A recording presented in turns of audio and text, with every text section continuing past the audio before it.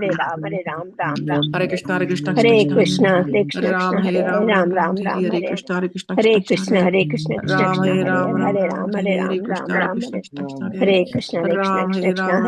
Ram, Krishna, Ram Hare Ram, Krishna, Krishna Hare Krishna, Hare Krishna, Ram, Hare Krishna, Ram, Ram Hare Ram, Hare Ram, Hare Ram Ram, Krishna, Hare Krishna, Hare Krishna Krishna, Hare Krishna, Krishna, Ram, Hare Hare Hare Ram, Ram, Ram Ram Ram, Ram, Hare Hare Krishna, Krishna, Hare Hare Krishna, Krishna, Krishna Krishna Krishna, Hare Hare Ram, Ram Ram, Ram, Hare Ram, Ram Hare Ram, Krishna.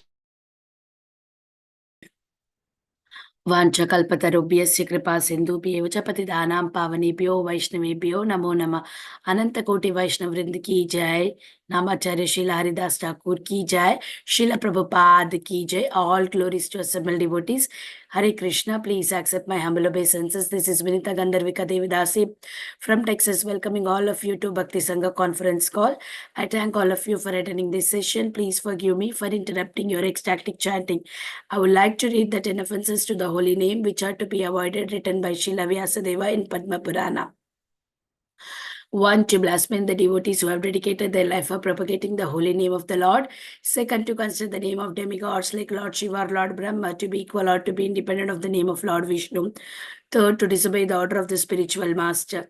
4. To blaspheme the Vedic scriptures or scriptures in pursuance to the Vedic version.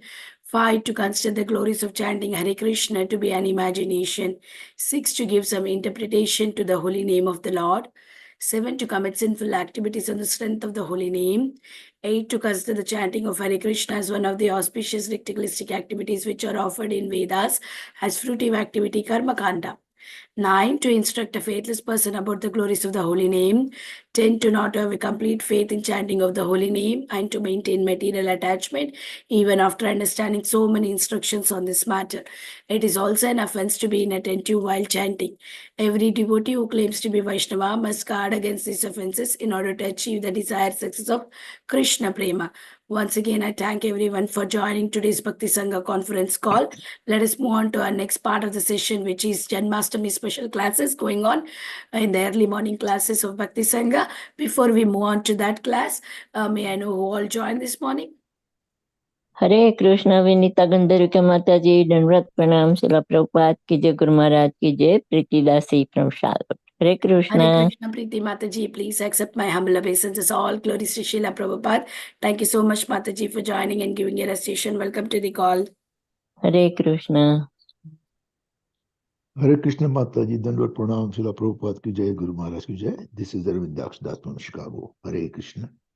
Hare Krishna, Arvindaksha Prabhuji, please accept my humble obeisances. All glories to Srila Prabhupada. Thank you so much, Prabhu, for joining every single day, giving your recitation. Welcome to the call.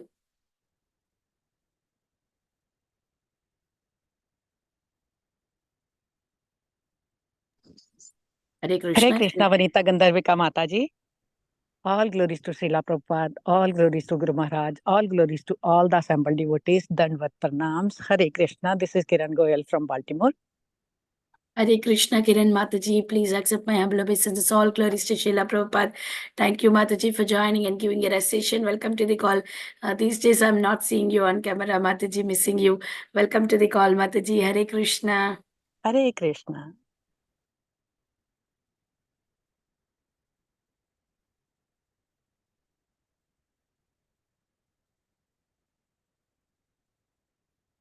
Hare Krishna. Is there anybody who would like to introduce themselves? Please go ahead. Hare Krishna, Vinita Gandharvika Mataji, please accept my humble obeisances. All glories to all the assembled devotees. All glories to Srila Prabhupada. All glories to Srila Guru Maharaj. This is Sushmita from Canada. Hare Krishna, Sushmita Mataji, please accept my humble obeisances. All glories to Srila Prabhupada. Thank you so much, Mataji, for joining and giving your recitation. Welcome to the call, Mataji. Hare Krishna, Vinita Gandharvika Mataji, all glories to Srila Prabhupada and Guru Maharaj. My humble obeisances to you and all the devotees. This is Krishna Kumari Devidasi from Hare Krishna, Krishna Kumari Mataji, please accept my humble obeisances. All glories to Srila Prabhupada. Thank you so much, Mataji, for joining every day and giving your recitation. Welcome to the call.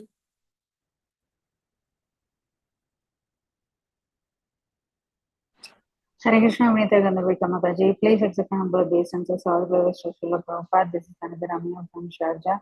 Advance wishes for Janmashtami also to all of you. Hare Krishna. Hare Krishna, Anita Ramya Mataji, please accept my humble obeisances. All glories to Srila Prabhupada. Thank you so much, Mataji, for joining and giving your recitation. Welcome to the call. Yes, advance wishes for everyone for Janmashtami. We are all eagerly waiting to welcome Krishna tomorrow. Is there anybody who would like to introduce themselves? Please go ahead.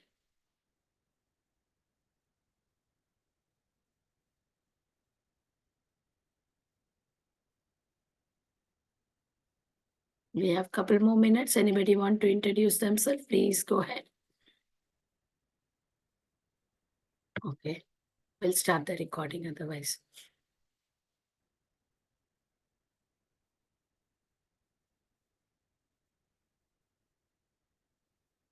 Hare Krishna everyone, welcome to Bhakti Sanga conference call.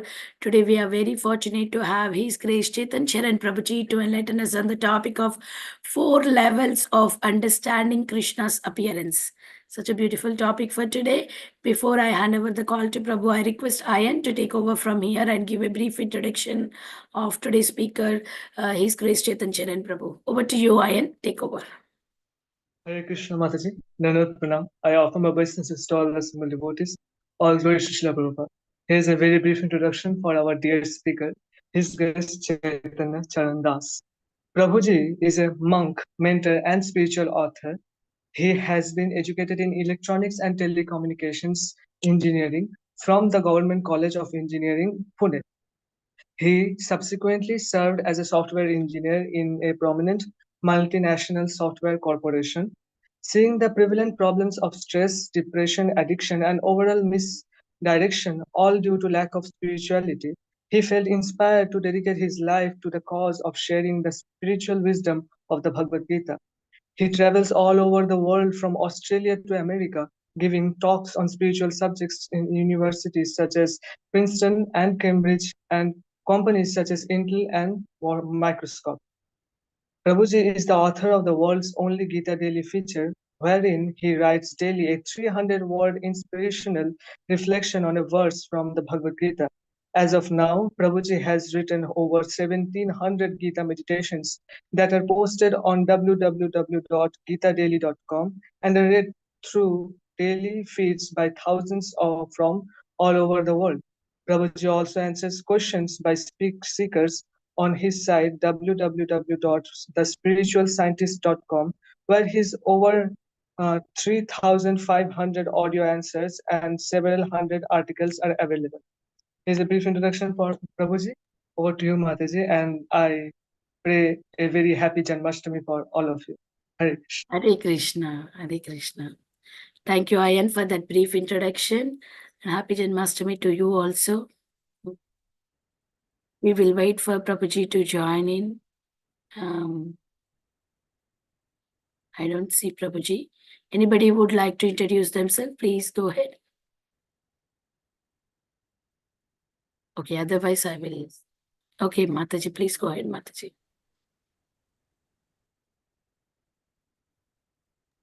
Hare Krishna Mataji, Janmashtami to all the beings. All glories to Prabhupada, all glories to Guru Maharaj, all glories to Sanga. This is Mohini Lakshmi, and a happy Janmashtami to everyone. Hare Krishna, Mohini Lakshmi Mataji, please accept our humble obeisances. All glories to Srila Prabhupada. Thank you so much, Mataji, for joining every day and giving your recitation. Welcome to the call. Your volume was very low, Mataji. Hare Krishna. Is there anybody who would like to introduce themselves before Prabhuji joins?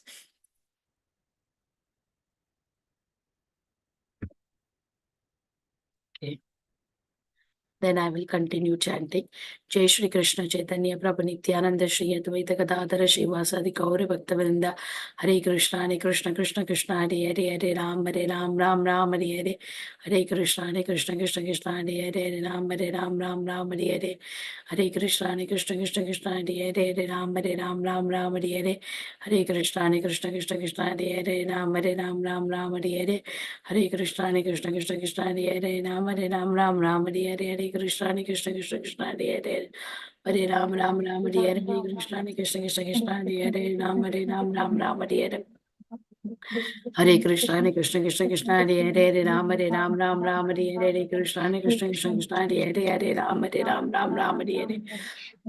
Hare Krishna Krishna Krishna Hare Hare Ram Ram Hare Hare Krishna Krishna Krishna Hare Hare Ram Ram Hare Hare Hare Krishna Krishna Hare Hare Ram Ram Hare Hare Krishna Krishna Ram Hare Hare Hare Krishna Krishna Hare Jai Hare Shri Ram Krishna Ram Chaitanya Ram Prabhu Ram Ram Nityananda Hare Shri Hare Krishna Radharani Krishna Shivasari Hare Gaurav Ram Hare Ram Krishna Ram Krishna Ram Krishna Hare Hare Hare Hare Krishna Hare Krishna Ram Hare Ram Hare Hare Hare Krishna Ram Ram Prabhuji has joined. Hare Krishna Prabhuji. I'm giving you co-host.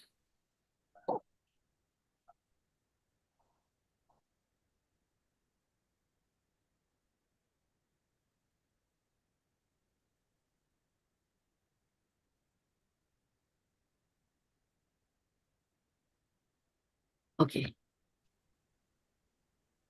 Hare Krishna Prabhuji, please accept my humble obeisances. All glories to Srila Prabhupada. Thank you so much, Prabhu, for joining and giving your valuable time and association this morning and enlightening us on special topic for Janmashtami. I now hand over the call to you, Prabhu. Hare Krishna. Hare Krishna.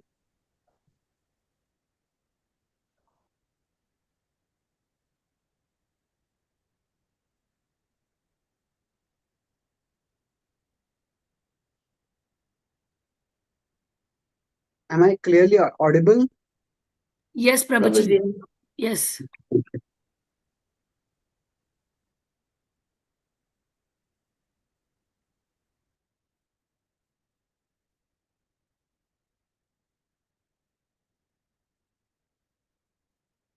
Om Jnanatimirandasya Jnananjanishalaakaya Chakshurtamyena Tasmai Shri Gurave Namaha Namah Vishnupadaya Krishna Pristhaya Bhutale Srimate Bhakti Vedanta Swami Nam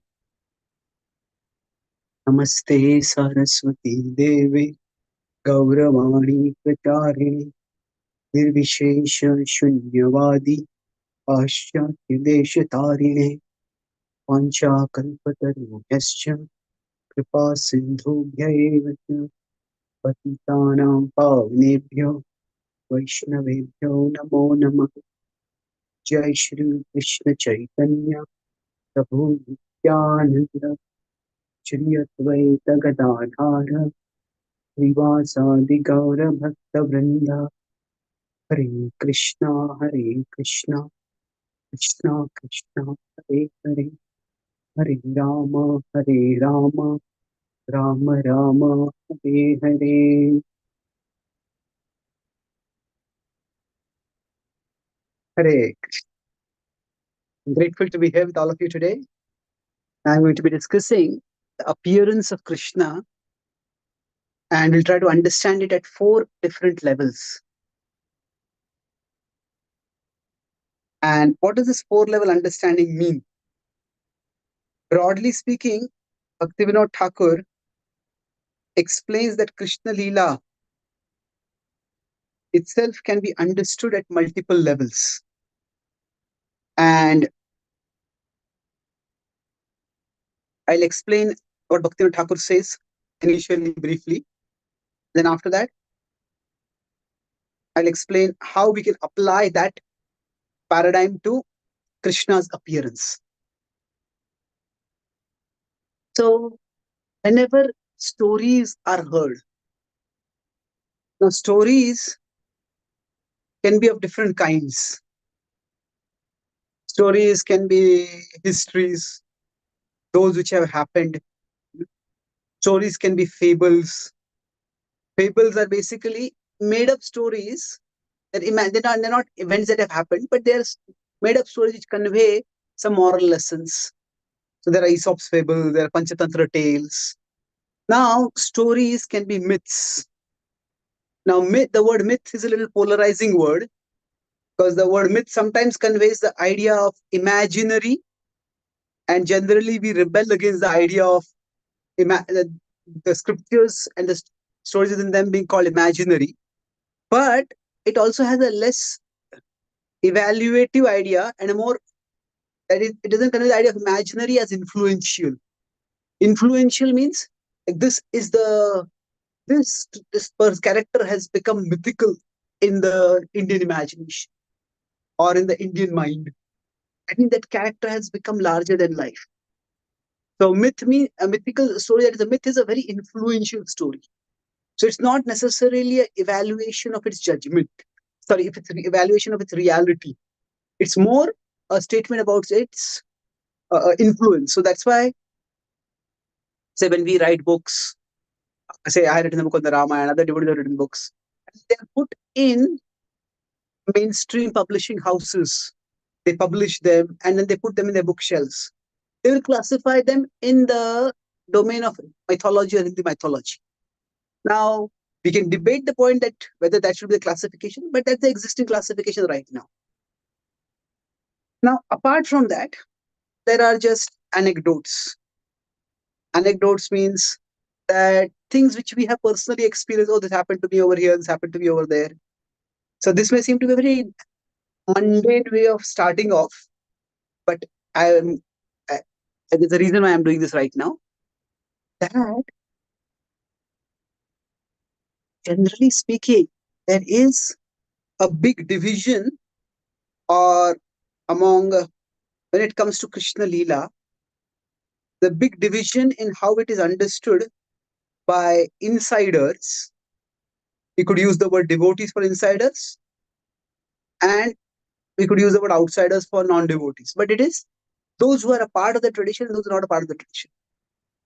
So Bhaktivinoda Thakur tried to, so insiders think of them as literal history. This is exactly how it happened. Outsiders often think of them as something like fables, made up stories. And especially when, if we come to Krishna Leela and Krishna's childhood pastimes especially, there doesn't seem to be that much to learn from those pastimes. So because of that, the problem that comes is that people start thinking, what is the point of these stories?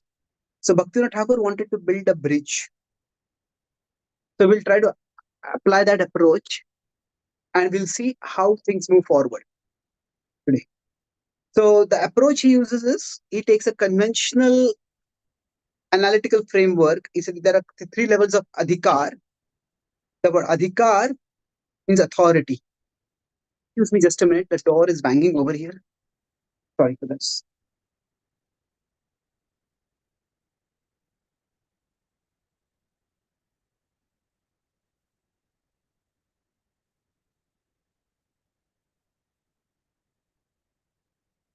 So adhikar can mean authority, but adhikar can also mean qualification. There are 3 levels: Kanishtha, Madhyama, and Uttama.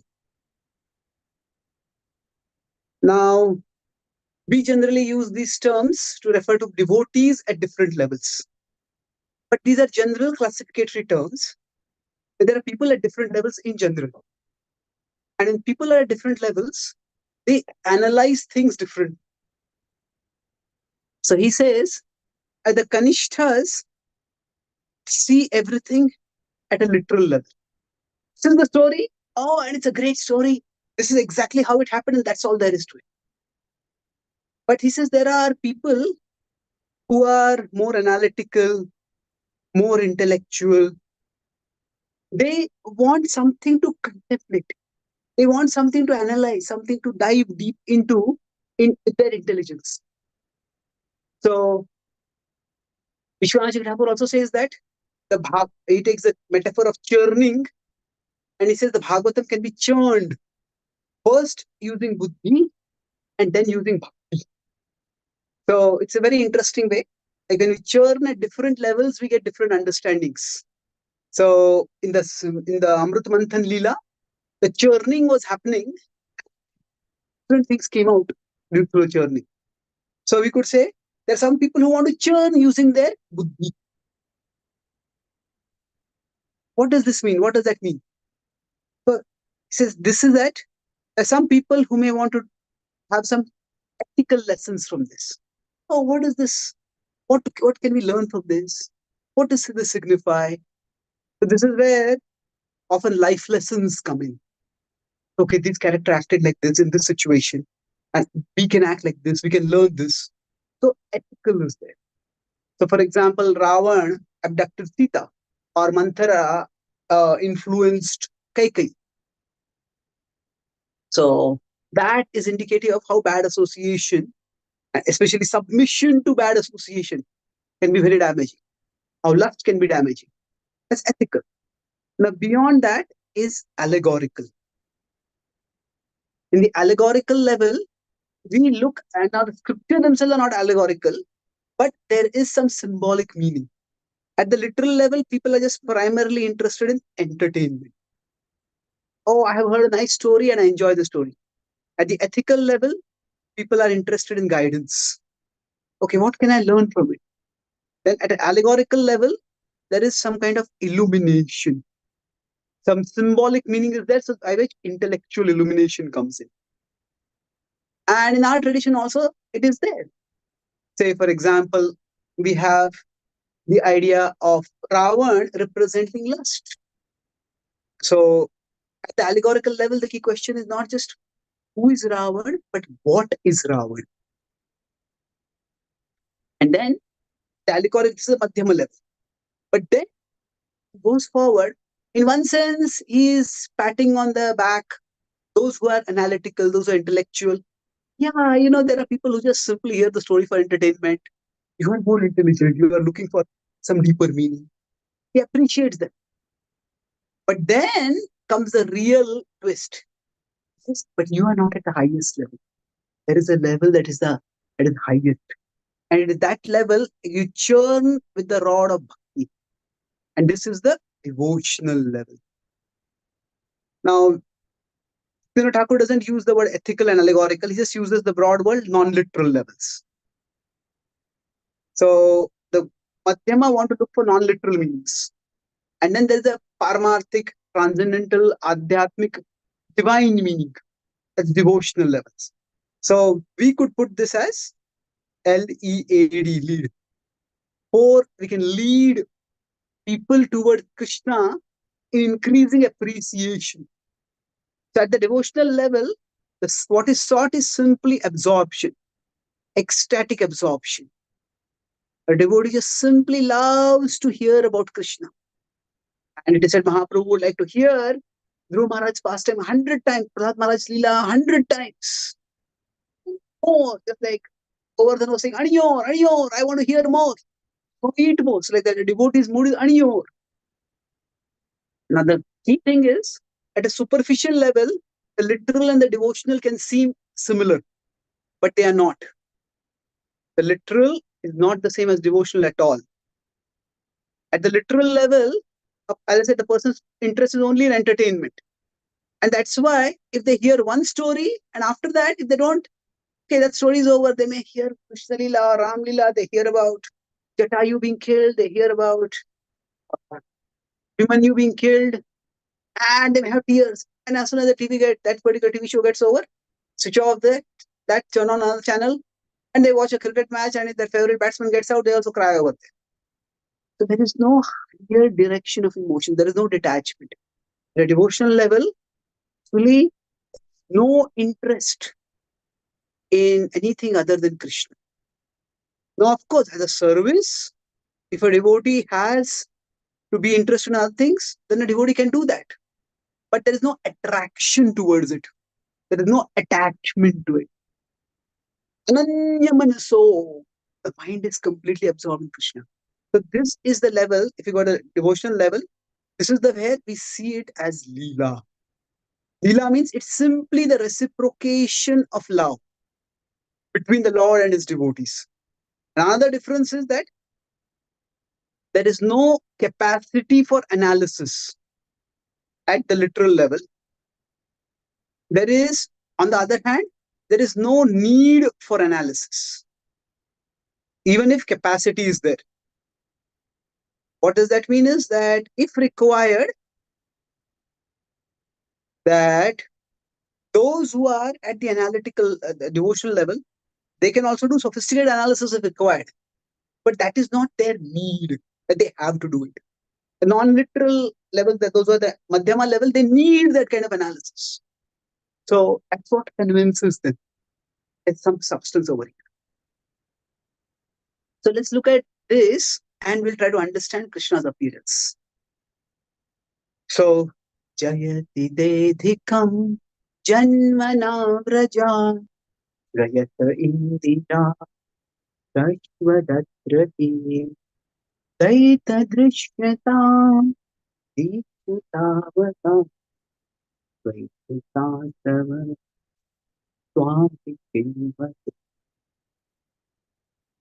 This is the first verse from the Gopi Gita. And this itself indicates something special over here. At the literal level, what happens is it's a story that is interesting. So the story that is interesting means that at this level, a person is primarily interested in how entertaining is the story. That's why somebody is watching a movie and their primary concern is, hey, don't tell me the story. Don't spoil the suspense. If the suspense is spoiled, then what happens? The person starts thinking, hey, it's a spoiler. So often in movie review, there is spoiler alert. That there's no spoiler review like that. So the idea over here primarily is that Krishna, when we hear Krishna Leela, at literal level, people want to know some new story. An old story, oh, I've heard this, I want to do some nectar shopping. People are not interested in going deeper necessarily. But even from a literal perspective, Krishna's appearance is fascinating. In this particular verse, I quoted, Jayati te ikam janmana vraja. This is one of the pramanas that Jiva Goswami uses to emphasize the point that Krishna's appearance is not as simple as it seems.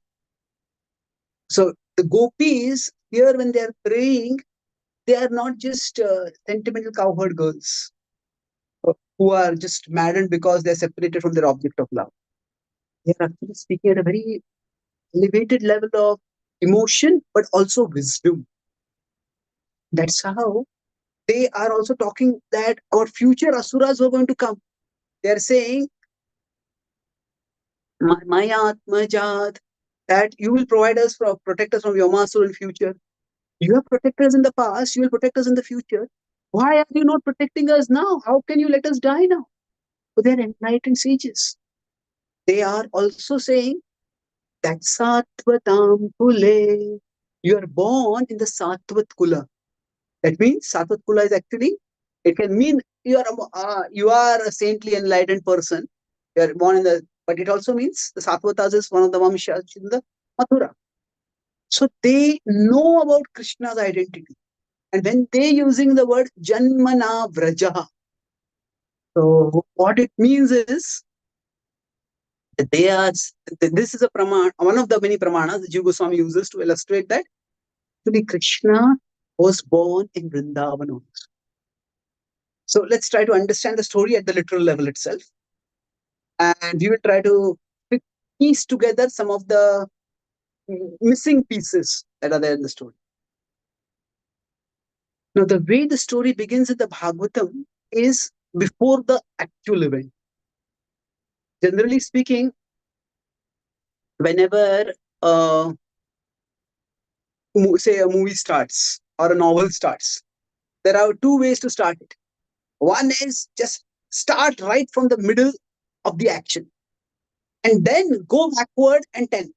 Like start with some fighting going on and some big action scenes going on, and then afterwards said, okay, who is this person? Who is that person? And why are they fighting? That's one way to do it. The other is actually build up through the little background. Okay, what is the significance of this fighting? Who is this person? Who is that person? And then fight. So then bring the fight, then they bring the key action. There are different approaches. So the Bhagavatam begins the 10th canto, which is talking about the appearance of Krishna with some backstory.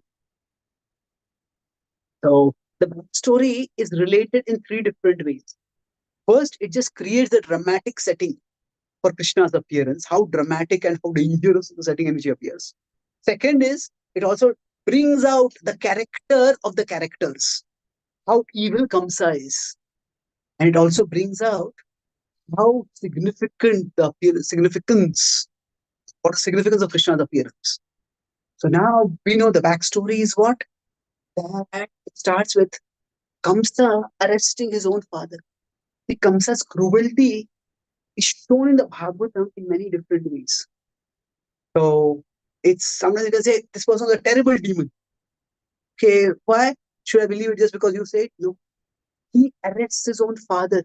He takes away the throne from his own father. We know that in the Islamic rule of India, that's what Aurangzeb did. Aurangzeb took the throne from his father and imprisoned his father in a prison where it was very close to Taj Mahal, but he couldn't see the Taj Mahal. Then that is brutal. And there's another son of his. He killed that son and lopped off his head and gave that head as a gift to his father. So, brutality. So, Kamsa arrested his father and kept him under control. And he was a tyrant. Now, although he's a tyrant, even tyrants don't like to be seen as tyrants. So, he wanted to act with him. Thus, when his now the exact sequence is that he had a depraved nature, but the depraved nature comes out in different ways. He arrests Ugrasen. That incident that is a manifestation of his evil nature. How does that evil nature start off? At many levels, but at one level he's acting like a good person. Suddenly there is Akashwani. He is taking his sister, actually she's a cousin sister, Devaki, he's taking her, is driving her chariot after her wedding, showing the world what a devoted brother I am. Recently, just a few days ago, there was Raksha Bandhan. So the idea that a brother should protect his sister, he's embodying that. Now, in one moment, that Raksha Bandhan becomes the Mrityu Bandhan. He's catching her by the hair and ready to lop off her head. See, here's one Akashwani. The child, the Ashtagarbha, will be the cause of your death. Ready to forget all the loss. The level of sinfulness over here is unbelievable. He's not even trying to cover it up. So first of all, for a man to attack a woman is bad. For a Kshatriya who is meant to protect women, for a Kshatriya to attack a woman is far worse. For a brother to attack his sister is even worse. For a Kshatriya to attack his sister on her wedding day, that is, if you consider sin square, sin cube, sin raised to the power of 4. And then to do it on the wedding day in public, in front of everyone. So it's horrendous because sin raised to the power of 5. So generally when people do bad things, they try to hide it and do it. If they do it in public means not just public, but all other kings were there. Vasudeva was there, Ugrasen was there. In their presence when he's doing this, what does it mean? He does not have any fear of the law has fear of it. It's the kind of demon he is. Once this nature comes out, then he starts doing all kinds of other things. Like I said, he arrests Ugrasen, he persecutes everyone else who he sees as a threat. The Yadus, seeing his demoniac nature, some of them flee from there, and some of them just, as if they're supporting him, some of them actually become his supporters, a few of them. And then this is the setting where he's ruling. And among the various demons, Kamsa, like Ravan is always lusty. Ravan is almost always evil. But Kamsa has his mood swings. But at one moment, he's cruel. At one moment, he's kind. Next moment, he becomes cruel. Then again, he becomes kind. So Vasudeva somehow uses some emergency advice, emergency argument, emergency reasoning, emergency pleading, and gets him to spare Devi. This is the bond of responsibility. That although they got married just now, there's no long-term relationship there, but immediately that sense of responsibility that she's my wife, I have to protect her, do whatever it takes to protect her. It is her sons that are the threat to you, I'll give her sons. Okay. He promises that and comes up and use him. So they dutifully gives a son. And then Kamsa says, okay, I have no threat from the first son. I only want the eighth child. So they goes back, but he's not relieved. Still knows this kind of people can change their mind at any moment. The mind of demoniac people is like a horse. It's not just like a horse. It's like those who are obeying them, those who are trusting them, those who are relying on them.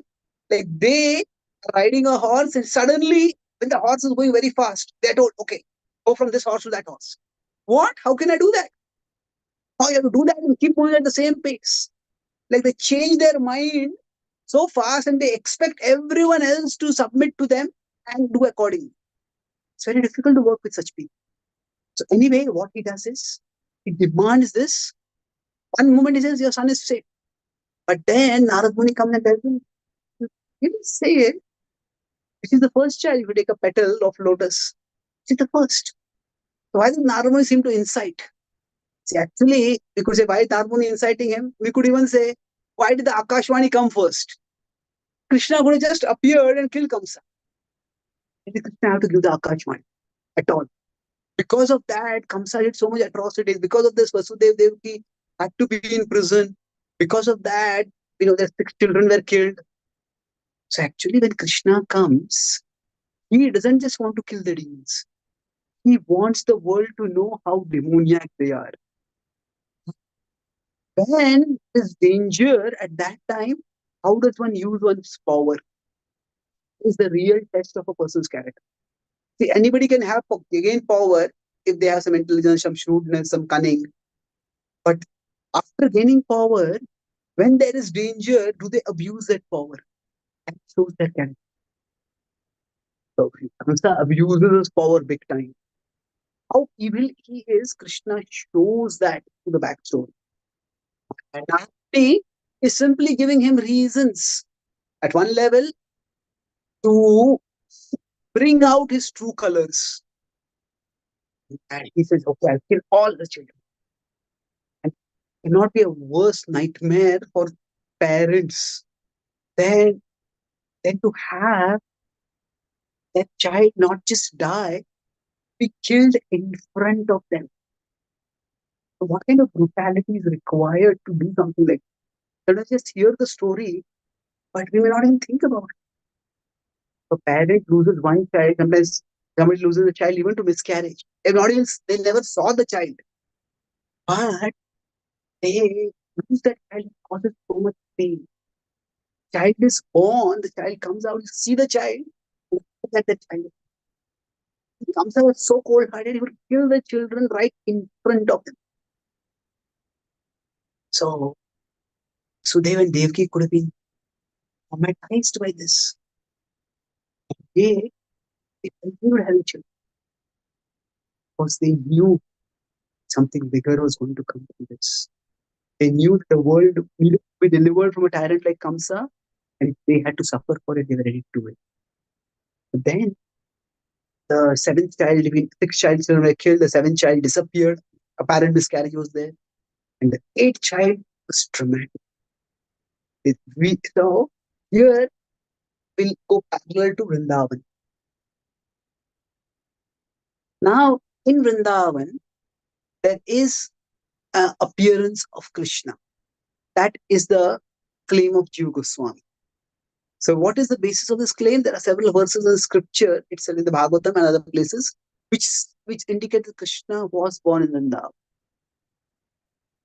So we do know that Yashoda Mai also gets pregnant after a long, long time. In fact, for her, Vasudeva and Devaki was Yashoda and Nanda Maharaj, they have different sets of problems. Vasudeva and Devaki, they are having children, but they are losing children.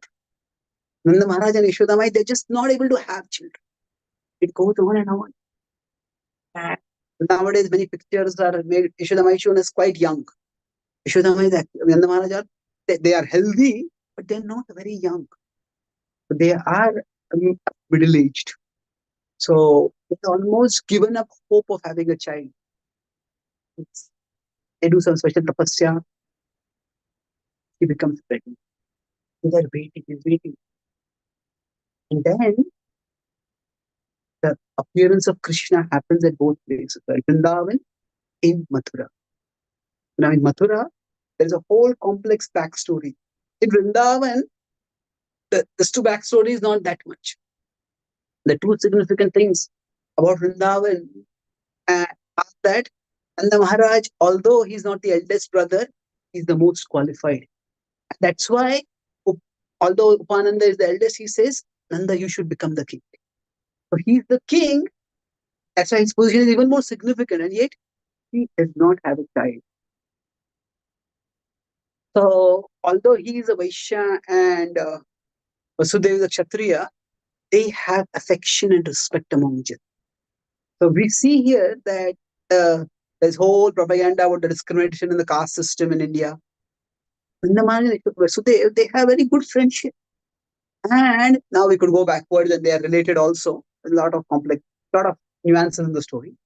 But it was division of labor, not segregation of people based on caste. And everybody had their place and respectable place in society. He was considered a leader among the Vaishya. So the Kshatriya is the king of the entire kingdom. But every community will have its own leaders, and those community leaders are also respected by the by the followers of that varna and by the higher authorities also. So he's significantly important. And second is that he doesn't have a child for a long, long time. And that's why when they get a child, it's not just that Nanda Maharaj and Yashoda are happy, they are very beloved as leaders over there. So all of Vrindavan is happy that our king and queen are now having a child. So this is the backstory in both places. Now, when actual events are to happen, there are two, three significant things over. Vasudeva and Devaki, now the literal story literal story is as events transpire, as they happen. So there are some significant things. It's like there's always in this world tension between light and dark. The forces of goodness and the forces of evil. And Krishna appears at midnight. There's often the question that is raised that if Kamsa was so afraid that of the 8th child of Devaki, he could have just kept Vasudeva and Devaki in separate cells. And then there would have been no problem. Actually, the point was that, first of all, Krishna did not appear by ordinary means of physical union. It said that Krishna appeared first in the heart of Vasudeva, then the heart of Devaki, and then he transformed into her womb, and then he appeared. He appeared with hair on his body, with ornaments, effulgent form. He didn't appear like an ordinary being. So even if they had been kept separate, that would not have made any difference. The second more important, now we may say this is not what Kamsa knew. So, but why did Kamsa not keep them separate? Kamsa had a huge ego. And his ego was that he wanted to falsify the words of the Devatas. He thought that I have already defeated the Devatas in war. Now, if I can prove that even their words are false, then people will lose all faith in the Devatas. And once that faith is lost, my power will have no more challenge, no more threat. And that is why I will let the child be born and then I will kill the child.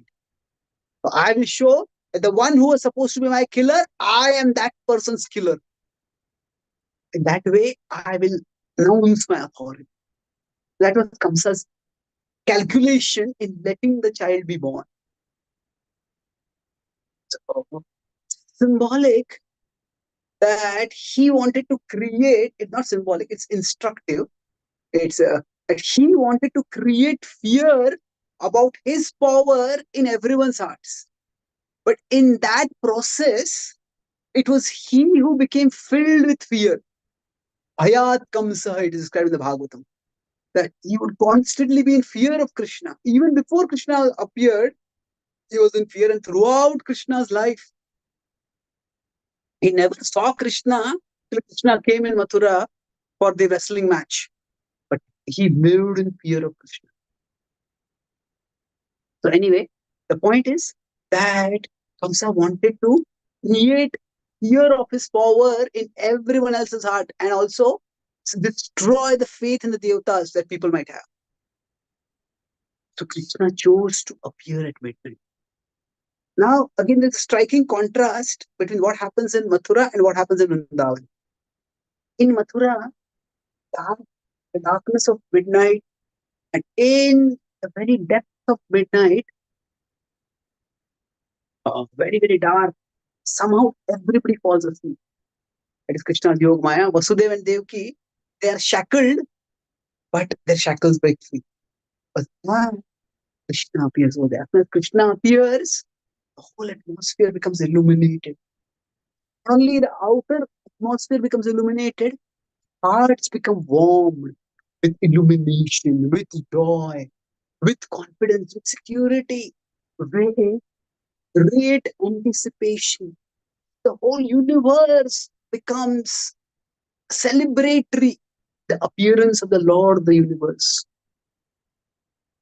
And Vasudeva and Devaki are delighted to see Krishna, and they offer prayers to Krishna. There is a tension when the Lord appears in this world, and those who relate with the Lord in various rasas, on one side they have their particular rasa in which they want to do the service to the Lord. But at the same time, there is some awareness that this is the Lord. So Devaki, she offers prayers to Krishna like her husband, but then she says, Krishna, you are in this extraordinary form. How will I hide you?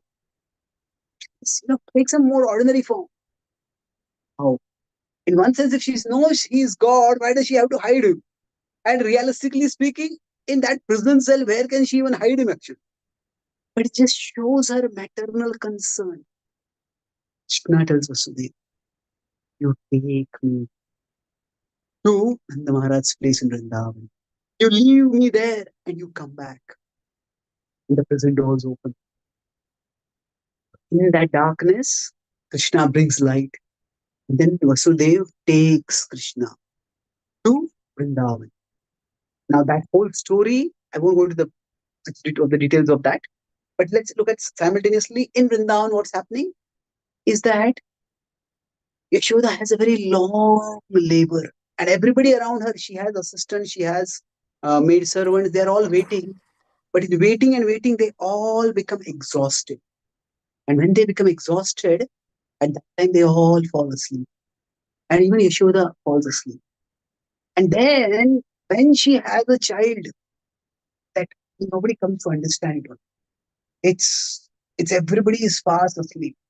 So it's the same Yoga Maya at one level puts the guards to sleep, but creates illumination in the prison cell. But what is a very comfortable place? Home, there's no, Prabhupada sometimes uses the word maternity ward. It's not a maternity ward in the technical sense of the word today. But in the home, which is safe and secure, there is complete darkness. And Krishna is brought there. Over there is taken by Vasudeva. So this is at a literal level the story of how Krishna appeared. The next morning, now again the context is what is happening in Mathura and what is happening in Vrindavan.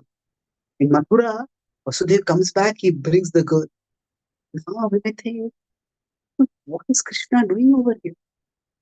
Okay, Krishna wants to be protected. They want to be safe. That's fine. So, but to get some innocent child, to let that innocent child be killed, is that the right thing to do? What is that child's fault? Or is that child just being used as a instrument for some higher cause and offered like a sacrificial pawn? So, there is a higher plan going on there also. So Kamsa wakes up. As soon as Vasudeva comes back, the shackles get fastened on him, and the guards wake up. see, they inform Kamsa, and Kamsa comes charging, and he grabs this girl. And Devaki tries to plead with him. Devakin said, she's a girl, don't kill her. He's taken aback. It's a girl? But he says, no, let's not take the risk. He says, raises her, smash her on the ground, just like he has done before with all the previous children. And he raises her, she slips out of his hands. She rises above, and there appears the effulgent, powerful form of the goddess. Now, Sudeva and Devaki, they just seen Vishnu, and they now see Devi. And Kamsa is seeing Devi for the first time. He is a worshipper of the goddess. And because he's a worshipper of the goddess, I don't know how the goddess appears. It takes him time to process. Happened over there. He says, you fool, who the one whom we are going to, one who's going to kill you has already appeared elsewhere. So now again, the exact Sanskrit, if you go, the commentators are different and done different analysis. Is he there somewhere else? Has he already appeared somewhere else? Has he been transported to somewhere else? So what does it exactly mean? Depending on how we read those particular words, there are different meanings over there.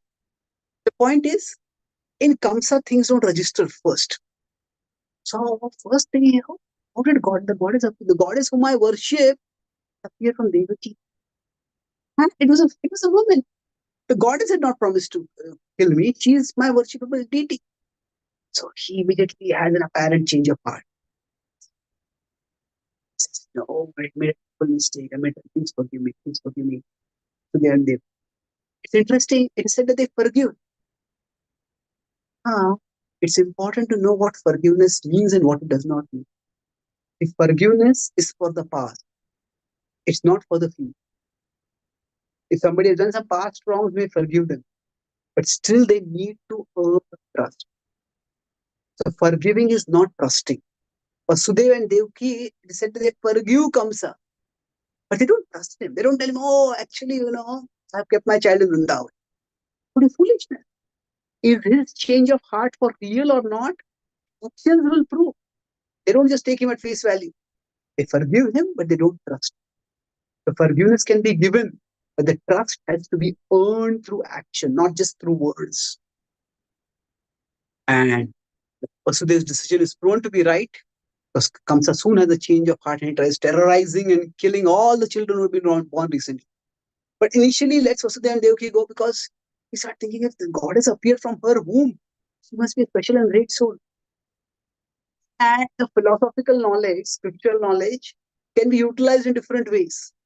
So in some of the retellings of the 10th canto, it said that Kamsa says, really, it's Kali Yuga now. Even the Akashvani speaks lies. There was no threat for me. Why did I kill so many children? I'm such a terrible person. Oh, but what can I do? I was misled. As far as you are concerned, it was just destiny that your sons were to be killed. And I happened to be a mere instrument of destiny. In this way, he tries to give some excuse for his behavior. But then again, he goes back to his associates and tells them what has happened. And they start thinking, hey, the goddess said it's appeared elsewhere. Therefore, you should do something about it. He goes on a rampage, killing everyone elsewhere. That's where Putana comes in. But the point is, if we look at the story itself, it's dramatic over here. Now, in Vrindavan, on the other hand, the huge celebration. In fact, Nandotsav, which is celebrated after appearance of Krishna, itself is amazing. It's a festive occasion with a spontaneous celebration.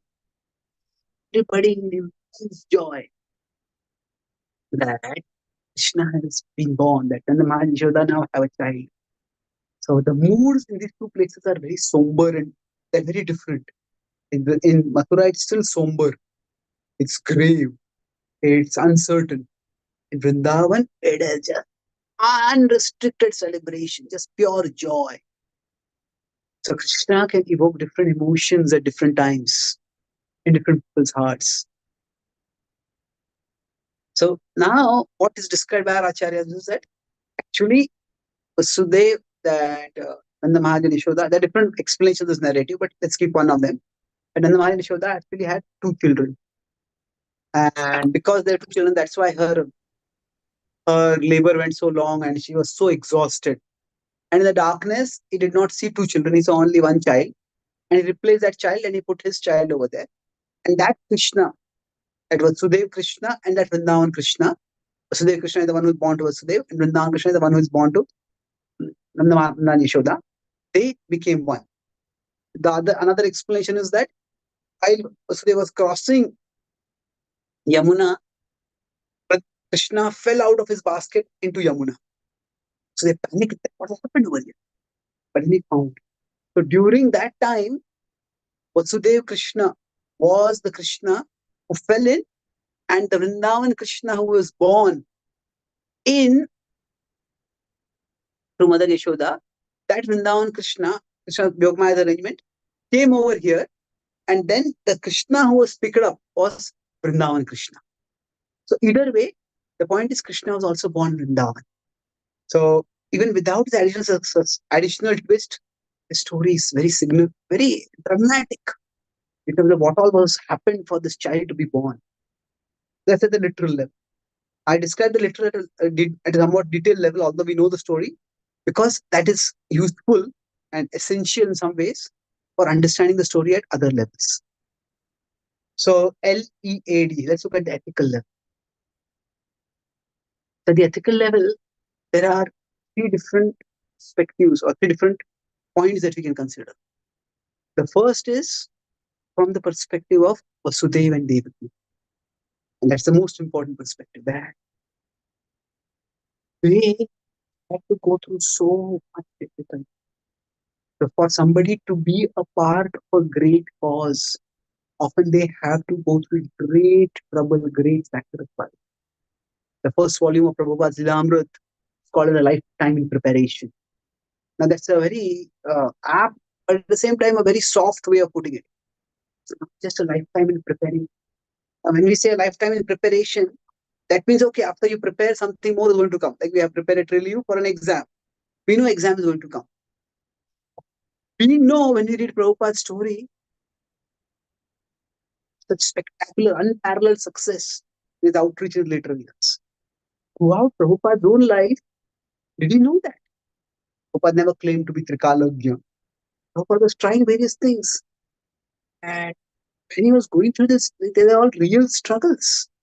There's a lifetime of austerity, lifetime of setbacks, lifetime of disappointments, lifetime of heartbreaks. So many things, and none of them worked for him. When Prabhupada came to America at the year 69, if he looked back at his life, he could have seen this is all Krishna preparing me, but it could also seen as none of the things that I have done have really worked till now. Because he had written the Bhagavatam, he had started Back to God magazine, he stopped it. He had got written the Bhagavatam, he had got the Prime Minister of India's endorsement, the President's endorsement, but it had not really caught up and become a big bestseller. It was something which it was there. He had started League of Devotees, he had to drop it. His family business, his business did not work out at all. His family was not at all supportive, they were pious, but they're not really supportive of his missionary spirit. So in one sense, Prabhupada had nothing literally to show for his efforts till that time. Suddenly, Krishna gave so much. So for preparing for a great cause, for contributing to a great cause, he may have to go through great difficulty.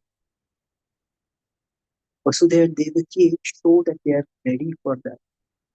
Krishna is actually waiting for us to become ready. But what does becoming ready mean? It means that we need to accept that Krishna's plan, when we say it's bigger than us, it is better, it is bigger than our plan, it is better than our plan. Sometimes that bigger and better plan may require the thwarting of our plans, the crushing of our dreams. Sometimes we see something we invested our life in come crumbling down. And sometimes it doesn't just crumbling down, it crashes down and it causes the ground under us to crumble. And we don't even have anywhere to stand. It's utterly devastating. So if you think of it from the emotional perspective, the price that Vasudeva and Devaki had to pay God having Krishna was in to know their children, to them all in front of their eyes. You could know that the next child is going to be born, likely the next child is also going to die. And then it was not that their sacrifices stopped at that. That we have a child and we can't even take care of that child. We can't see that child. We can't hug that child. We can't even let that child know that we are its parents and we care for it. You think as painful as that for a parent. So it's not that even after Krishna appeared, suddenly Krishna said everything magically. From an ethical perspective, they had to keep paying the price even after Krishna appeared. They were Mathura. They could never go to Vrindavan. Even when they were not arrested, they were going to Vrindavan would have raised red flags, and they didn't want that happen at all. They didn't want Kamsa to have his suspicions confirmed. So they knew that Kamsa was sending demons. They knew that Vrindavan something dangerous was happening. They knew Krishna was being protected miraculously. Whether Krishna is protected today, whether he will be protected the next day, will he be protected the next day? So it was heart-wrenching suspense for them. They had to go through it all. Krishna came back. When Krishna came back. So they say, Yattad agre vishamiva pariname amrutopamam. In the beginning it is poison, then that is nectar. But the problem is, in the beginning, how long is the beginning going to go on? 1 year? Is it 1 month? Is it 10 years? Is it 20 years? It's like somebody is put in a jail and they don't know how long they're going to be in jail. It's very difficult. Okay, if I know it is going to be for this much period, it's painful to be in a jail. But at least if we know how much period it is, it's relatively easier. We don't even know that. It was the trauma. The agre vishamiva. To hear that in pariname amrutopamam. That nectar that Krishna gave them. Krishna just appeared and effortlessly killed Kamsa, reassuring everyone that Kamsa was no threat for anyone at all. Least of all for Krishna. What Krishna did was extremely endearing. Parents, if they have a child with great talent, with great ability, it's a matter of such pride. Child is so good at music, my child is so good at maths, my child is so good at this. That's wonderful. Then, if the child doesn't just have ability, but also has virtues, the child also has humility. Say a child wins some big competition, big championship, and then after that is called to give a speech. And in that speech, a child just gives credit to everyone. My parents, my friends, my coach, my teachers. Instead of bragging about how great I am. Ability attracts the mind, but humility conquers the heart. So Krishna kills Kamsa, but what does he do after that? He doesn't claim the crown for himself. In fact, even when the Yadus offer him the crown, he accepts the crown and he goes to Ugrasena. He says, this is your crown. Please accept it. He said, no, you should be the king. You are the person who killed Kamsa. He said, okay, so I had taken this crown for you. I had no intention for the crown. It is meant for you alone. He requests and he insists and he offers that crown. So seeing disarming humility, his respect for elders, endears their hearts so much. But Krishna goes to Vasudeva and Devi. And what does he do at that time? This is the union between parent and child, child and child. Time of pain, tension, and trauma. And for children when they are growing up, nowadays there's a lot of concern about people having, many young people have very difficult childhoods because sometimes the parents are, okay, is it better now? It was not breaking for us, Prabhuji. Continue. Okay. So now suppose among the worst things for a child when they're growing up, parents fighting is one thing, parents bickering in front of the child, that's a bad thing. But the worst feeling that a child can have is to feel unwanted, is to feel abandoned. My parents would, sometimes parents may not have planned to have a child and something, the family planning goes wrong and they have a child. It is a talking about it and the child overhears it. It's extremely traumatizing for the child to think that I was not wanted. So Krishna was abandoned in one sense by the parents. There was reasons, there are extenuating circumstances, but still Krishna was left by his parents in somebody else's place. Now tell me, Krishna could have been angry. Krishna could have been, you abandoned me, you didn't care for me. There could have been many different reactions at that particular time. Krishna's responsible. Krishna says,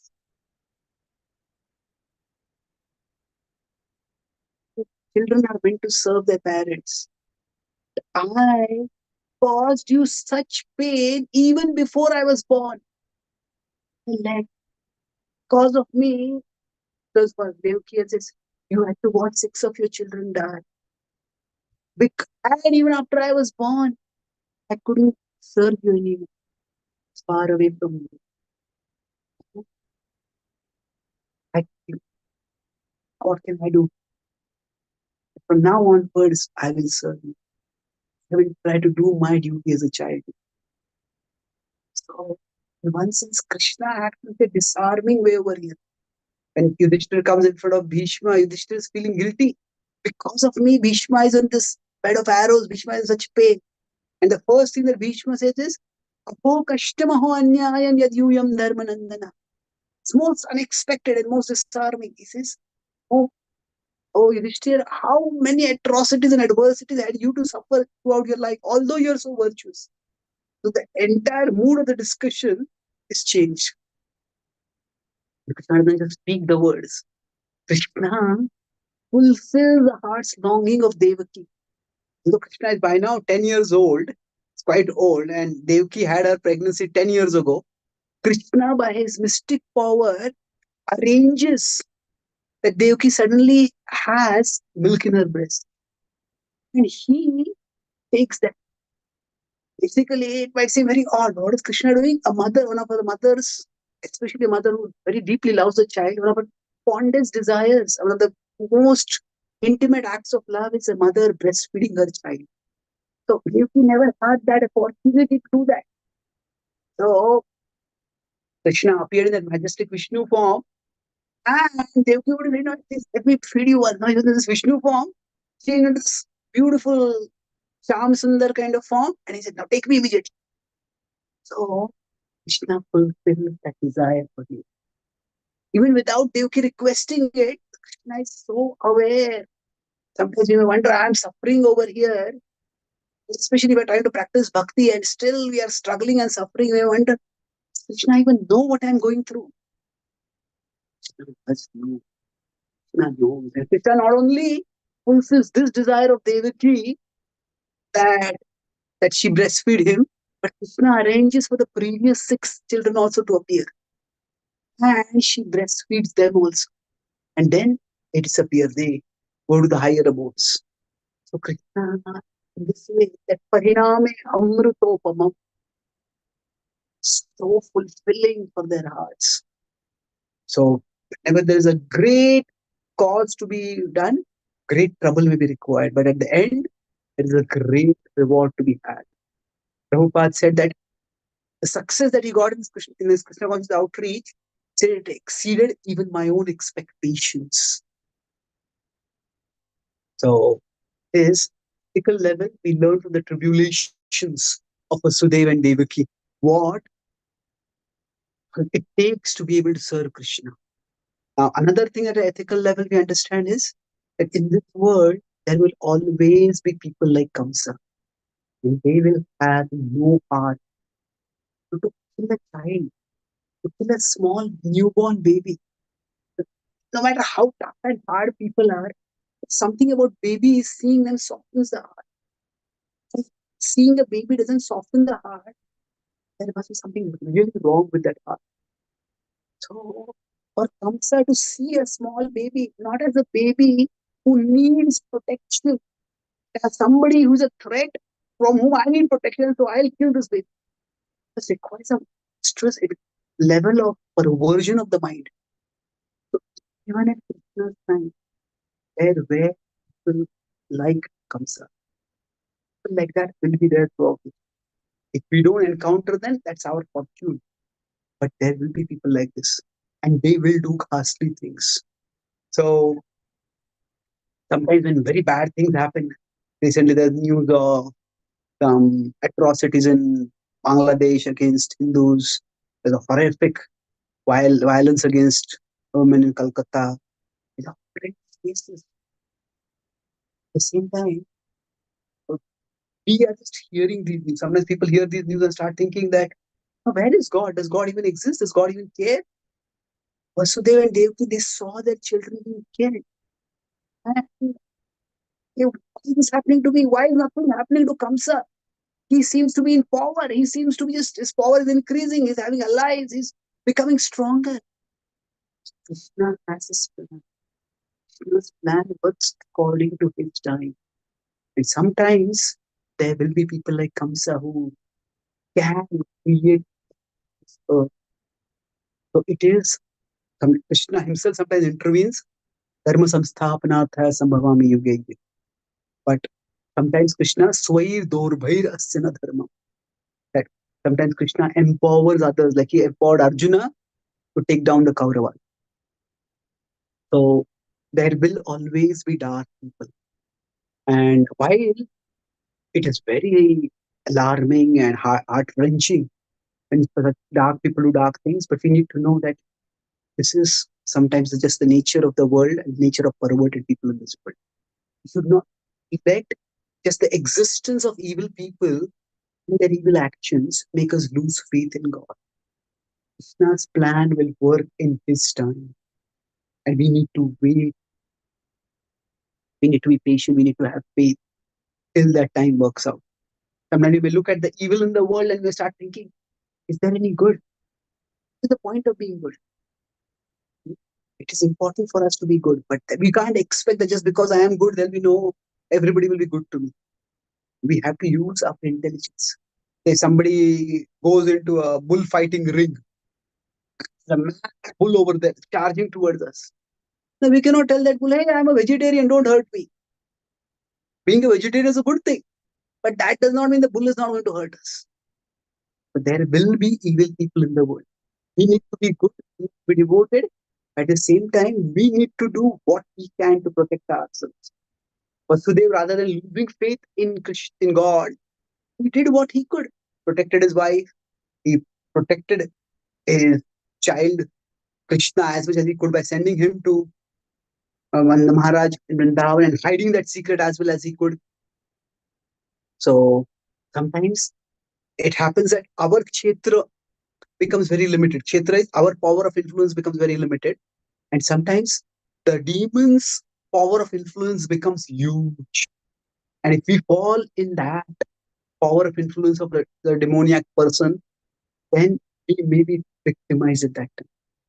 Now that kshetra is not going to be there forever. Krishna will end everyone's kshetra in due course of time. But during that time, we need to have that faith. And the example of Vasudeva and Devaki, it was not just that they had to go through difficulties, but they were seeing somebody who was causing difficulties and they had to endure that. It's very difficult. And the person who is causing difficulty, nothing seems to be happening to that person. So it's difficult. But our Shastras give examples that while there is light at the end of the tunnel, definitely, but there can be a very, very dark tunnel. We have many devotees in Ukraine, and the war is happening in Russia and Ukraine. Devotees who are being, Ukraine itself is basically caught in the power struggle between Russia and America, and Ukraine is being offered like a sacrificial pawn over there. And the devotees there are In UK, I met some devotees when I was there recently. It's a very difficult situation. They have their homes and their temples and their flourishing communities on a geopolitical event, and now they're scattered all over the world, trying to rebuild their lives. But still, so many of them are maintaining their devotion. Grateful that they have come to another place where they have other opportunities to practice bhakti. So we need to hold on to our faith, even when sometimes people like Kamsa seem to be going on and on in their forward. And the third point is that the ethical level, when we look at events, it's important that we don't just look at events in isolation. So far, in one sense, Yashoda and Vrinda, they never knew what happened. What was eventually a great joy for Vasudeva and Devaki, Krishna coming back to Mathura and staying there, that became a source of great pain for Vrinda and Yashoda. So the Lord's manifest presence is there for some time with us. So Vasudeva and Devaki didn't have Krishna, they didn't forget. So they were still remembering Krishna. What that means is that for all of us, when we are practicing bhakti, you can say there are 4 quadrants. One is the presence of Krishna. The other is the remembrance of Krishna. Remembrance means the devotional remembrance. Now, we could say this is if there is presence and remembrance, that is the easiest and the best. Krishna is with us. Say we are in a temple, we are behold, at our level, we may not see Krishna directly, but we can behold him in the temple. The source of the presence is there, the remembrance is there. And the worst is when there is presence but no remembrance. This is the example of Duryodhan. Krishna came as Shantidut. Krishna even showed his universal form. But still, what does Duryodhan say? Yeah, this is just some magic. Since Krishna was in Vrindavan, he had no work to do. So he probably did some tapasya and learned some mystic powers, and that's why he could show some form. I was a hard-working prince throughout my life. If I had some idle time like he had, I would also done some tapasya. I would also shown bigger forms than what Krishna showed. Just dismiss Krishna's form. It was terrible. Sometimes the presence is there, but there's no remembrance. Now, if there is no presence and there's no remembrance, that is materialism. This is what most people are not. This is the toughest. That there is no presence, but there has to be remembrance. But this is also the most rewarding. It's like when we are not able to have the presence of Krishna with us, do we remember him at that time? If we do, that really shows our devotion. We could have so many other things to turn towards, other things to remember. We don't do that. So for Nanda and Vasudeva, although they don't have Krishna with them, they're longing for Krishna. They are in their Vatsalya Bhav, they are actually trying to arrange things for Krishna. He arranges the Gargacharya go there and do the name giving ceremony discreetly. He gives in charity, although he has nothing to give in charity, he gives in the mind in charity. So they do what they can. Similarly, when Krishna departs from Vrindavan, so Vrinda Maharaj and Yashoda, they don't forget Krishna. Oh, we had this wonderful boy in this child, but now he has gone. What can we do? Constantly remembering the Lord. So, even when the Lord is present on the planet, he may not be present with all his associates at that time. And the glory of those associates is that there is remembrance even when there is no presence. And that is what we need to do. For us on days like Janmashtami, we celebrate the appearance of the Lord on this earth. But what we also want is that the remembrance of the Lord that we get on this day, that remembrance become more and more relishable for us. We develop a taste for that remembrance so that throughout the year, that remembrance may continue. At an ethical level, the test of devotion is when there is not much facility for devotion, do we continue it? Now, at the allegorical level, I'll go through the remaining little past. So, allegorical level, we know again there are 2 different levels of allegory over here. One is that the 6 children of Devaki, they represent the 6 anarthas. The 6 anarthas have to be removed till our heart, so that our heart becomes pure. The Guru appears and then the Krishna appears. So that means now, if you say this, when the allegorical is sometimes these 4 different levels when we use for understanding things, it is important that the representative and what is being represented, the two are not mixed together. What do I mean by this? When something is spoken at an allegorical level, that's like a symbolism that is hidden over there, symbolism that is indicated over there. The symbolism should not interfere with or override the actual storyline. So if those 6 children literally represent lust, anger, greed, envy, pride, and illusion, then why does Krishna bring those children back? Why does Krishna have them breastfed? That's the difference, because there it's primarily a reciprocation of love going on. So we should mix these different levels. You have to be careful about that. So at one level, and one understanding is there, another level, another understanding there. Our idea is to get more and more understanding, more and more absorption. So sometimes these different levels may synergize, sometimes they may not. So that's one aspect of the non-literal meaning. The allegorical is that in the process of bhakti, there are last time these anarthas, they are there in our hearts and they start appearing. Sometimes what happens is that the 6 children, they don't just die. It is not that there's miscarriage and they go. They are born, they are seen, then they are destroyed. So sometimes for us, that the lower side within us that is there, that it doesn't just peacefully die. It manifests. The lust that is there, the anger that is there, the greed that is there, that manifests for us. We confront it. And then if we don't let that swerve us away from Krishna, then it disappears. So then, now we may say, Guru is required right at the beginning to even start the process of bhakti. Yes, that is true, no doubt. But the Guru bhakti in a really devoted way manifests when the anarthas are removed. Then Krishna himself appears. Balramji represents Guru and Krishna is, of course, Krishna. That the 8th child represents Krishna's appearance in our. That is one level of allegorical meaning. Now, the second level of allegorical meaning is that Krishna appeared at midnight. So sometimes things have to become very, very dark before they become bright. Sometimes it will like the darkest of times that are there, and there doesn't seem to be any hope. At that time, we turn toward the Namo Kinchana Vittaya.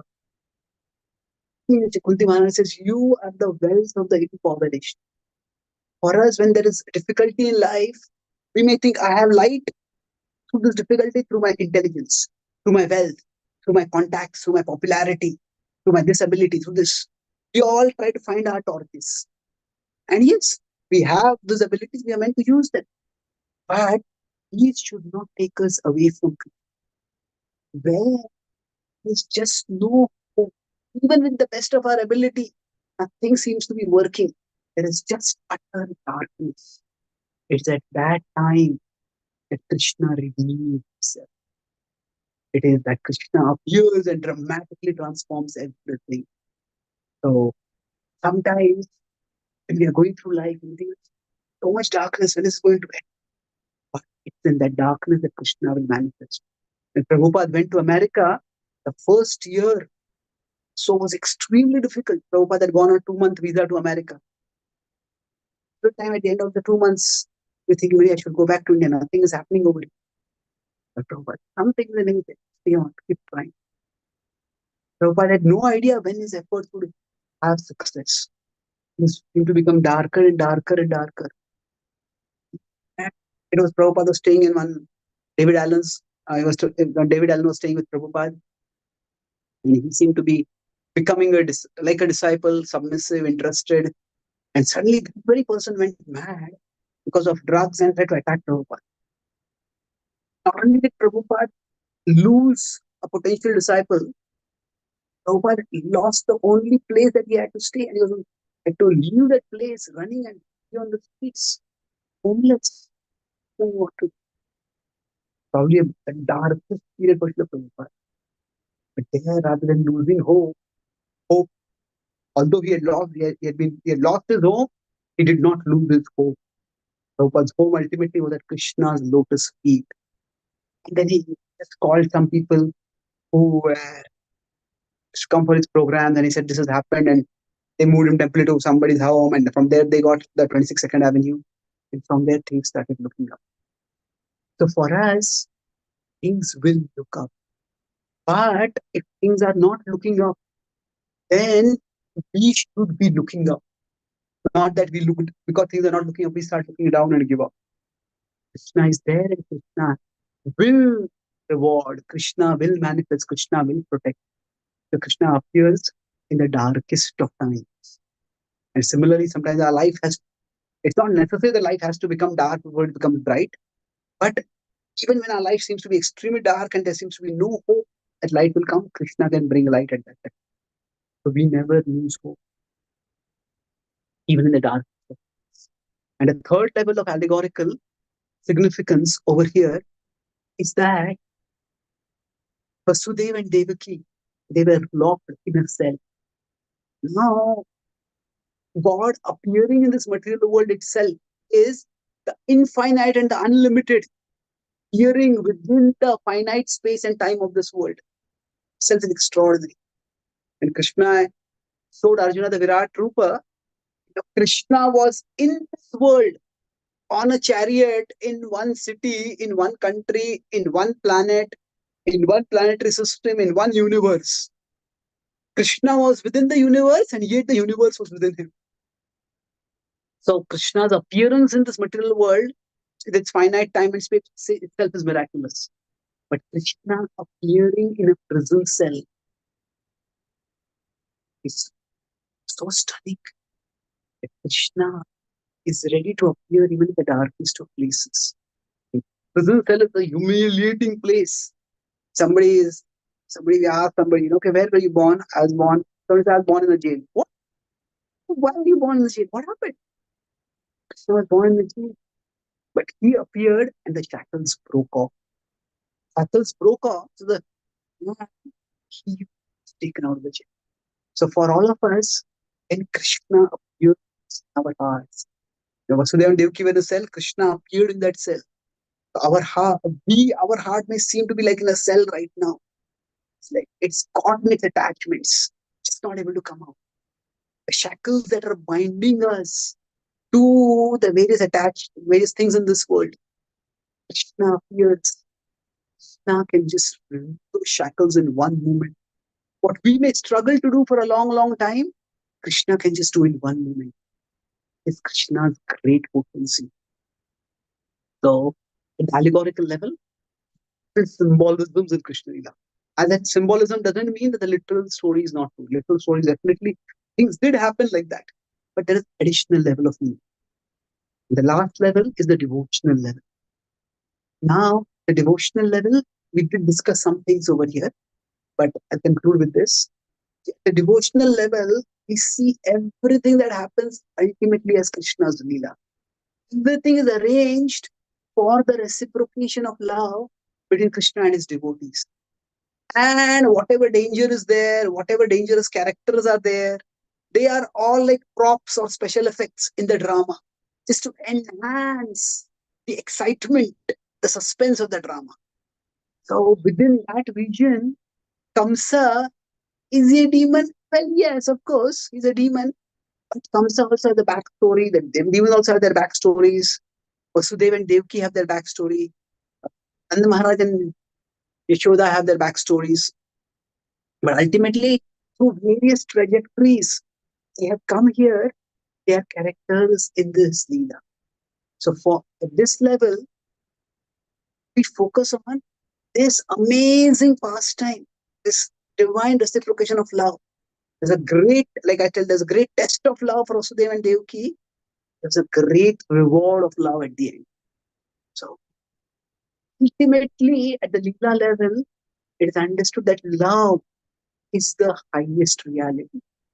It is Krishna's love for us that is the highest reality. The more we develop our love for Krishna, then we also gain entrance into that highest reality.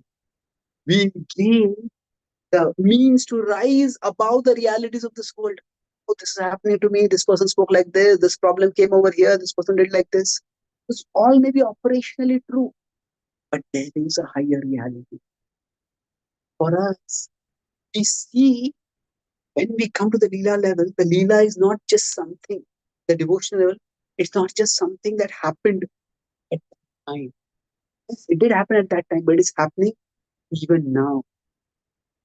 So the devotional level, Krishna Leela is like a trailer for us. Sweetly Krishna is reciprocating love with the devotees. How selflessly the devotees sacrificing for Krishna shows their love. It's the trailer. This is the wonderful world of love. We actually long for, that we actually belong to, is what we want to go towards. So Krishna Leela is like a trailer for us. The world of divine love is being demonstrated. So that we can be attracted. And there's a trailer, we watch the trailer is good.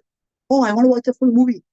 Watching the full movie is purifying us and entering into Krishna's abode. And that's where Krishna Leela is not just a trailer, it's also a trail. Trail means the path. So for us, remembrance of Krishna itself comprises the path by which we'll go towards Krishna.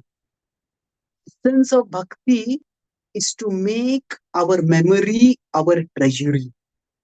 It is for a devotee, remembrances of the memories of Krishna, they become the wealth of the heart. They draw the devotee toward Krishna. Krishna went away from Vrindavan, but he left a wealth of memories. And those memories sustain the gopis. Those memories sustain the Vrajavasis. So for us, when we are celebrating Janmashtami, let us pray that this day become an opportunity for us to get a little bit more of the treasure of the memories of Krishna. And thus more and more of our memories will become Krishna-centered. When we have bad memories of this person doing this, or we ourselves doing something terrible, or this terrible thing happening, all those memories are there. Then when they are the memories that are there, that is not a treasury, that's a trouble house for us. We want to have Krishna memories. And bhakti is about the more our memories are filled with Krishna, the more they give us joy in this life, the more they draw us toward Krishna. We remember Krishna Pasmat Sarveshu Kaleshu Ma Manusmara. We remember Krishna in this world, and then Antakale Chamameva Smaran Muktva Kaleva. Remembrance of Krishna, the treasury of memory of Krishna, that is the treasury. That is our next life insurance. People buy life insurance, but bhakti is about getting that next life insurance. That is making our memory our treasury. Having rich memories of Krishna in our heart, letting our mind go toward those memories again and again and again. If what defines a treasury, it's not just that it is valuable, it is that we appreciate also that it is valuable.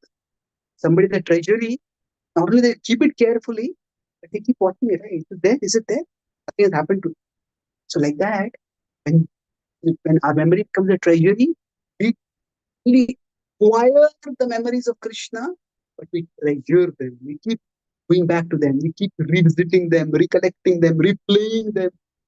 That's we show Krishna that Krishna, you are what I want. You are what I value than anything else in this world. And when we show Krishna that, Krishna has no reason to keep us in this world anymore. He will draw us back to Him. He will appear in our hearts, make us as if we are living in the spiritual world while we are in this world also. And then ultimately will take us to the spiritual world. Tesham aham samudharta. I will deliver you. Mrityu samsara sagarat. Not after a long time, soon I will do it, Krishna says. It's Krishna's supreme love. I'll quickly summarize what I discussed today. So we talked about Krishna Leela at 4 different levels. First, I introduced the 4 levels based on Bhaktivinoda Thakur's analysis of Kanishta, Madhyama, and Uttama.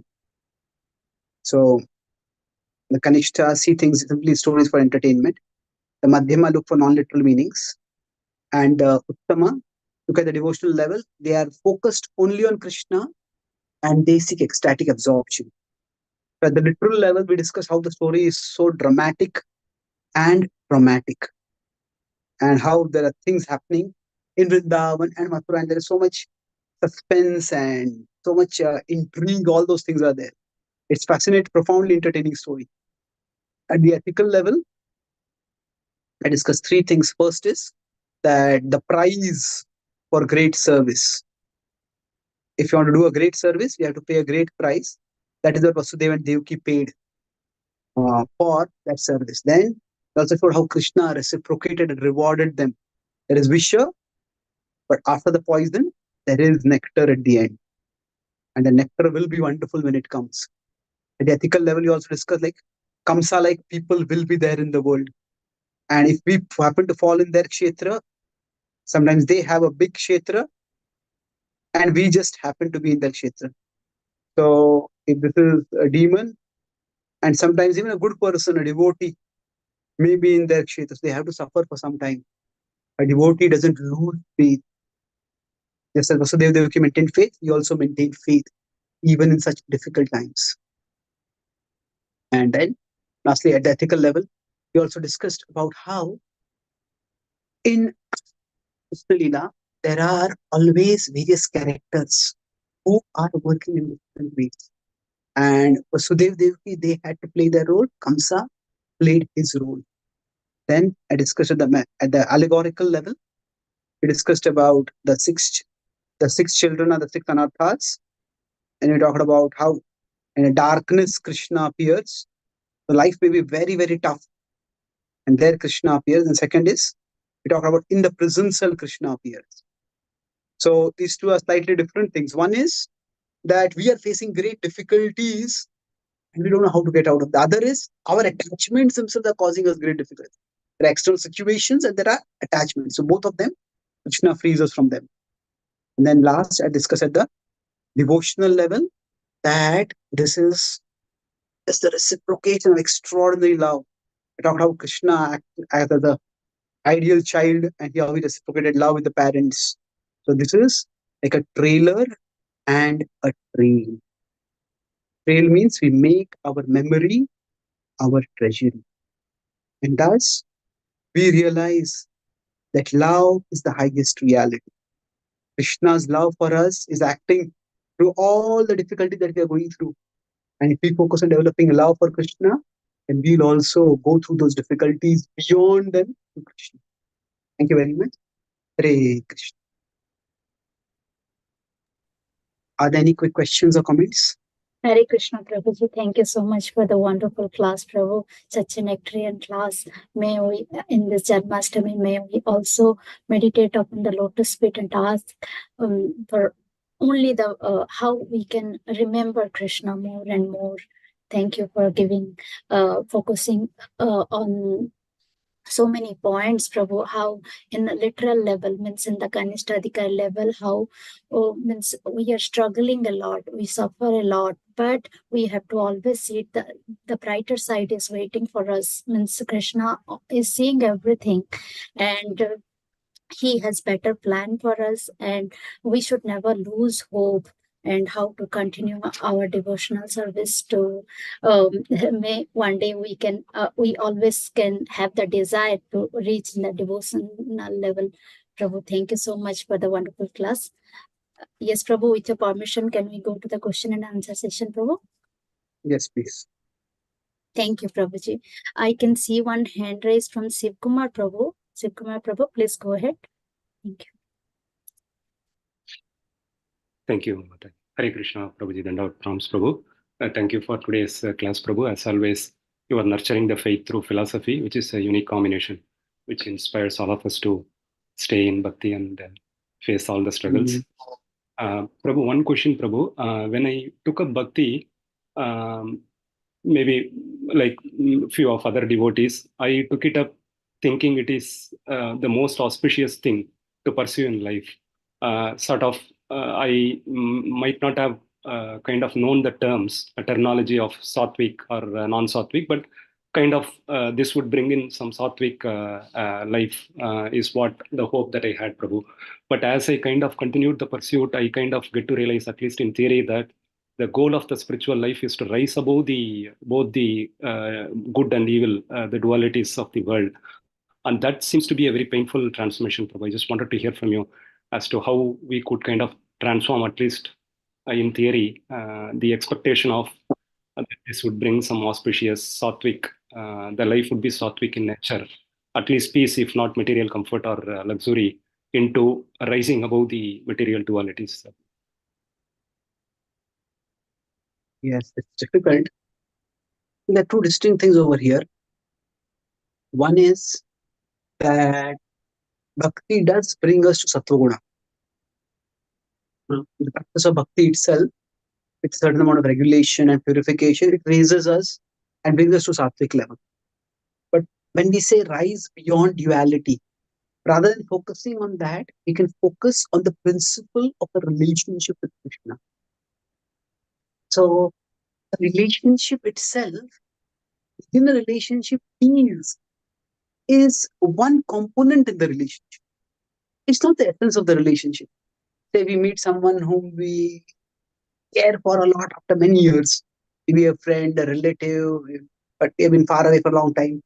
So now, sometimes we may just meet each other and people may hug each other and they just feel enjoy and there's such celebration.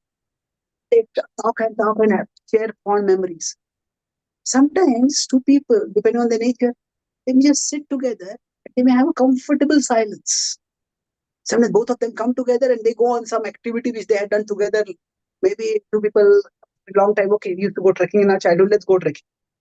So the point is, if we focus on the relationship, then the joy may be in different ways. Sometimes it may be silence, sometimes it may be talking, sometimes it may be going out and doing some activity together. So for us, Bhakti is about a relationship with Krishna. And that relationship with Krishna means that there are various components of that relationship. So peace is one component, but it is not the only component of the relationship. Now, if we feel that in our particular life we need peace, see, in any relationship, if we think that, say, peace is one component, say, if we care for someone and we meet them after a long time, we come in their presence, we feel peaceful, we feel comfortable. There is joy in seeing that person, being with that person. But in a rich relationship, there will also be anxiety. Parents care for their child, but say the parents, say husband and wife are working at different places, and they come to know that the child has fallen sick and the child is been hospitalized. The father flies from one place, the child is in hospital, the mother flies from another place. They come together. They're together, both are in anxiety. But between anxiety, they're getting bonded together. So when we talk about a relationship, in a relationship, there can be many different emotions. Now, in a relationship, there can be excitement, anticipation. Excitement is a nice way of saying it. We can call it this tension. Now, what is going to happen? Is this going to happen or not? Is that going to happen or not? So, like that, between a rich relationship with Krishna, rather than focusing on that, I have to go beyond Sattva. Focus on the point that our relationship with Krishna is multifaceted. And there is peace in that. And if that is what we feel is lacking in our life, then we need to create some space, some space for that.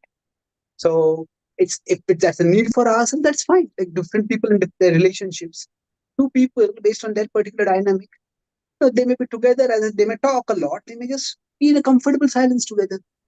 So if our particular domain, our particular way in which the relationship with Krishna develops, that may vary from us to others. So some devotees may want to do a particular thing more. So some devotees may want to come in satsang and then hear Krishna Katha and do loud kirtans. Some devotees may feel that, okay, I want to sit and it's Janmashtami, I want to sit and immerse myself in hearing Shastra. Sit alone, I don't want to be around people and socializing and chit-chatting. I want to sit a whole day, I want to hear Krishna. Some devotees may say, okay, I just want to chant 64 rounds today. Okay. So each devotee can find the best way they can develop their relationship. But the point is, we don't reduce the relationship with Krishna to one emotion. Even happiness, sometimes we say the purpose of life is happiness. We all are looking for happiness. Well, happiness is actually too cheap a purpose for life. What we're looking for is to love and be loved. Within loving and being loved, there are many emotions. To reduce life's goal to just one emotion of happiness is to make life very reductionistic. There is so much to experience in life. There's so much to experience. We say there are various rasas. So now, if we need a particular rasa more, that's perfectly fine. We can create the space for that. But don't reduce the relationship to Krishna to just one particular emotion. And that answers the other question also. If somebody is not in the physical situation to go to temple, can they chant? Yes, of course. Just focus on chanting, hearing. Stay immersed in Krishna. Okay. Thank you. Prabhuji. Thank you so much. Hare Krishna. Thank you, Prabhuji, for explaining it so nicely. Yes, Prabhuji, here Lalitangi Mataji has also written that such a fantastic presentation and multi-level approach of Lord Krishna's appearance. Thank you so much, Prabhuji. Thank you, sir. Yes, Any other Prabhu, questions? I cannot see any more hand raised. Thank you. Is it okay, Prabhu? With your permission, can we Thank end the call here? Thank you so much, Prabhuji, for an enlightening class today. We are very grateful and look forward for your association again in the future. Dear devotees, let's pay our obeisances to Prabhuji. Pancha kalpa Kalpatarubhescha kripa sindhu bhavecha patitanam pavanebhyo vaishnavebhyo namo namo Vaishnavebhyo Janmashtami namo ki namo. jai, Srila Jai. Prabhupada ki Jai. jai, His Grace Chaitanya Charan Prabhuji ki jai. Thank you so much, Jai. Prabhuji. So much, Krishna. Prabhuji. Jai. Jai. Jai. Jai. Janmashtami Hari Bol.